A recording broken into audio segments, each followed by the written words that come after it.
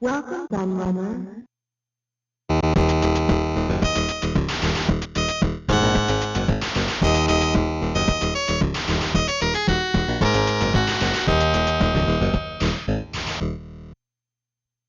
Hello everybody, Q&A the Laird here, and I'm back with another episode of Laird's Lowdown, and I wasn't expecting to do one this week because I had something else in mind, but the news dropped while I was actually away on holiday. I only got back last night and thought, yeah, I've got to make a video about this tomorrow morning because it's really cool, and I don't know if everyone knows about it, and I just wanted to talk about it really because it's something quite exciting and something that I'm very personally interested in. And actually, it's something that I've touched on in these videos before because the news has dropped that Atari are releasing a load more new Atari 2600 and 7800 games for you to buy from their store. Also compatible, obviously, with the 2600 plus and 7800 plus consoles. And I did mention in one of my previous videos, actually, when I was talking about the new stuff that Atari were doing, that they've been quite quiet for a while. And then they announced this raft of new titles, modern remake titles, you know, like the new Fatal Run remake, like Jeff Minter's iRobot remake, for example, that they were doing a new Roller Coaster Tycoon and stuff like that. So they announced a load of new stuff across their modern console releases, I suppose you could call them, but they've been quite quiet on the retro stuff. And I thought, yeah, this is strange actually, because we had all that when the 2600 plus first came out. They were re-releasing all sorts of stuff, releasing homebrews officially, and then we got a little run of stuff when the 7800 plus came out as well, because they released Food Fight, for example, was one of the ones.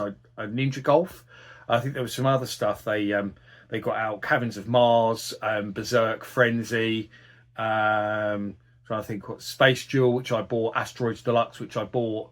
Actually, there's some other stuff that I bought. I'm just going to grab them quick because I might as well show them on this video. But actually, recently I bought some because they were doing, they did a little sale. Atari did, where it was, I think it was up to 20% off or something on some of their games. They did a little one, literally, I think it was like 1 week sale, which was really cool. So I picked up Caverns of Mars for the 2600 because I love the Atari 8-bit version. And I thought, yeah, that was done by Champ Games originally, and Atari have just released it officially in a lovely box. So yeah, I was really pleased to pick up that. You can still see, still sealed. I've not even played it yet. And I also picked up Mr. Run and Jump because I got that for a really good price, and I thought it's interesting, and it's obviously a completely new game, you know, that's not a remake or anything like that. In fact, actually, the interesting thing about Mr. Run and Jump was it was a PC game, and so they basically did a demake for the Atari 2600. So that's what that is. That's a demake of a PC game, which I thought really cool. So I decided to buy both of those two because I don't have them, hadn't played them, so I grabbed them. Quite pleased to get those. So yeah, so basically they hadn't done any of these releases for a while because after 7800 plus, we had that big flurry of them. They've done nothing for a while. And I thought, it's just they've been strangely quiet with this stuff. You know, what are they doing, kind of thing. You think they'd want to keep the momentum and keep the stuff constantly coming out. And then, as I say, a few days ago, they released some new ones, and it's a mix of re-releases and some new stuff. It's actually only 5 games. I'm just looking, so I've got it on the screen next to me. Just reminds me. And so we'll get the re-releases out of the way first. So they've re-released an old 7800 game, which is Dark Chambers. And I'm pleased that they've done this because I know that when I was collecting 7800 games, and I've got a complete CIB collection for the 7800, the hardest game to get was Dark Chambers. I could not find it anywhere. And in fact, when I bought it, I got it from someone in Italy. And initially I found the listing and they wouldn't ship to the UK because I was searching worldwide listings on eBay. And I managed to talk them round, and in the end they did agree. Because I said, look, charge me what you want for postage, send it FedEx or whatever, I don't care, whatever the most secure method is, because I really wanted it. And then actually, quite recently I found out that for some reason, loads of Dark Chambers games were released in Italy. Apparently there it's not uncommon for some reason, loads of copies of 1700 Dark Chambers found their way to Italy. So that explains why I found it there. It was actually an Italian person who was telling me that. So, but for some reason, that game was impossible to get otherwise. I don't know why it was so difficult. But there we go. So, and I've heard other people say that they struggle to find it. And it's a shame because it's one of the 1700's best games. So they've done a re-release of Dark Chambers, which is great. So that joins up Food Fight and Ninja Golf in those re-releases. I'm actually very surprised they haven't really re-released Impossible Mission, because the NTSC version, famously, people called it, people said it really is impossible, it lives up to its name, because it had a bug that stopped you completing it. And then later on, actually, the original programmer of the game, Arthur Cruat, through Atari Age, released a version that was fixed and actually worked. So I'm actually very, it's been since they've got a deal going on with Epix, because they did that Epix collection for the 2600. I'm actually very surprised that they haven't re-released Impossible Mission fixed version for the 7800. I really thought that would be in the next batch, actually, after I saw the Epix collection for the 2600. I thought they'd re-release some of the Epix games for the 7800 as well. It'd also be nice if they released the 7800 version of California Games, because that guy, Arthur Cruat, has got it. And I don't know where he hasn't released it, but it is out there. It exists. But there we go. I digress. So that's the first one. The second one is Super Circus Atari Age. It was originally called Super Circus Atari Age. Sorry, that's just Super Circus Atari. The age bit on the end, it's all stupid that they put that on anyway. That was done by Bob DiCrescenzo. Obviously a remake of the famous Atari 2600 paddle game, with much improved graphics and sound and features and stuff. So that's really cool to see. I never grabbed that back in the day. So I probably will pick that up now.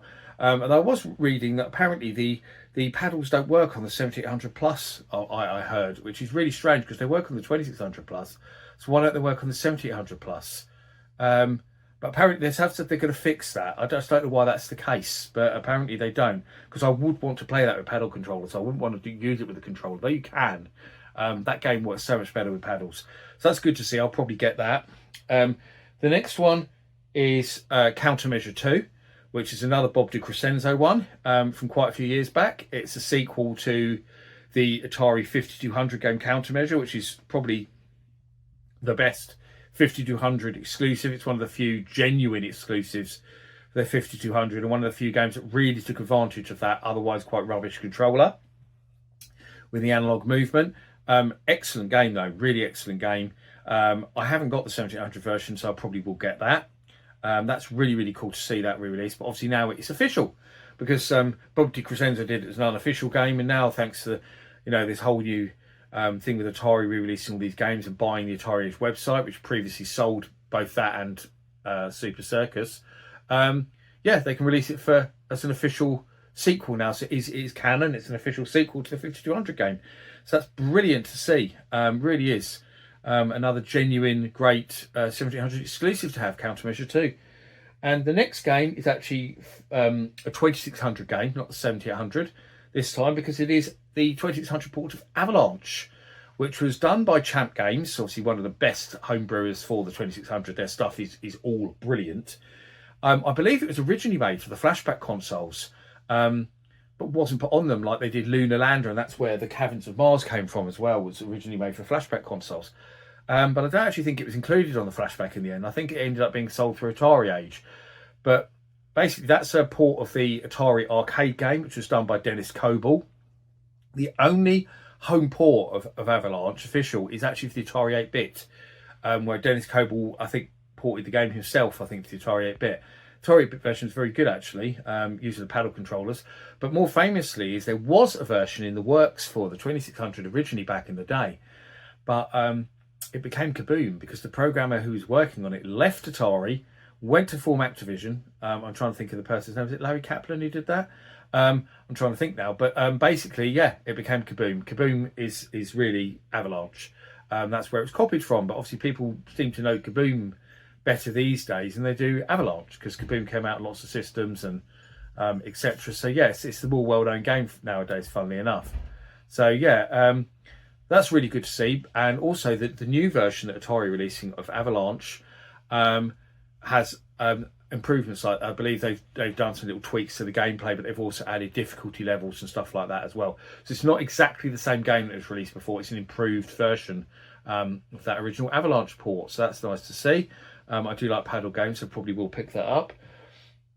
But the last game in this selection of re-releases is by far the most exciting, which the video title alludes to, and that is Atari have signed a deal with arcade shoot 'em up legends Toaplan. And this really surprised me when I heard this. I could totally out of the blue that Atari would sign a deal with the people who own Toaplan now. I believe it's a different company who own all their IP, but basically to port some Toaplan games to the 7800. And the first one of those is Tiger-Heli, and there is footage of it out. There's a trailer. They've done this really fancy trailer like they do for all their modern games, but they've done one for Tiger-Heli. It's a genuinely new 7800 game. In fact, I think it's the first 7800 homebrew that's been developed specifically with the 2600 plus and 7800 plus in mind. So they've all the others before, the homebrews that they've released, were just designed for the 2600 or the 7800 and have been re-released with these new boxes, obviously, that say it's compatible with the the Plus series consoles. But this has been specifically done for Atari to release for the Plus consoles, and obviously compatible with the original 7800 consoles as well. So it's the first one of those type. It's a big name arcade conversion. Obviously Tiger-Heli is very famous. A lot of people will probably be aware of the NES version. But this 7800 version absolutely blows it out the water. It's so superior to that NES version. It's not funny. I mean, I'm going to put footage up in the corner next to me, which you can see while I'm talking about it, so you can see how superior it is. And actually, I'll link it down in the comments. But John Hancock did the reveal for this. He got the exclusive reveal from Atari, and he actually in his video he compares the NES version to the 7800 version and shows you just how superior the 7800 version is in every single way. Better graphics, better sound, better scrolling, everything is so much better. It's almost arcade perfect, the conversion. It is so good, and that is a must buy. I mean, I'll be buying that the moment it comes out. It looks absolutely fantastic. It looks so good. So really, really exciting news to see Tiger-Heli. I mean, to be honest, all 5 games there, I'm going to buy 4 of them. The only reason I'm not going to buy Dark Chambers is because I already have it, so I don't need another version of that. But I'll certainly buy the other 4. And as I say, it's great to see them doing this. And I think it's nice to do a mix of 2600, 7800, but also, to mix it up in terms of new titles and old titles and stuff as well. And it'd be interesting to do next. I'm actually surprised I haven't re-released that Champ Games Lunar Lander. I can see that coming though. I think that'll be on the cards. And there was some other stuff that was on the Atari collections as well, and flashback collections and stuff that haven't re-released yet, like Adventure 2. Surprised that hasn't been re-released. I'm trying to think if they did an arcade Pong game, which is actually pretty good. I'm surprised they haven't re-released that. There's quite a bit of other stuff, so that there's still plenty of stuff that they can go out and get back that they've put in various forms before, whether it was released with the flashback consoles or on collections or whatever, and get it out there for everyone to enjoy. And I think it'd be nice if they did some more ports of old Atari arcade games as well. Like, it'd be cool to see like a port of Liberator or some of the Stern games that were never ported to old to home systems as well. There's some more games that I thought of that they could port, and now I can't remember what some of them are. There's Super Bug is another game they could port, or Maze Invaders would be another great one to do ported version of on cartridge. You can play on your 7800. That would be a perfect one to do. So there's loads more out there potential that they could do, and it'd be nice to see some more links and Jaguar stuff as well, which they seem to be releasing through Songbird. But I think it'd be nice if Atari took that on and did that themselves. I'm sure you'll all agree. But that's it, really. Nothing more to say. Let me know in the comments what you think of the newly announced cartridges for the 2600 and 7800. I'm pretty excited about them. And as always, I thank you for watching, and I'll see you all again for another video very soon. Bye-bye.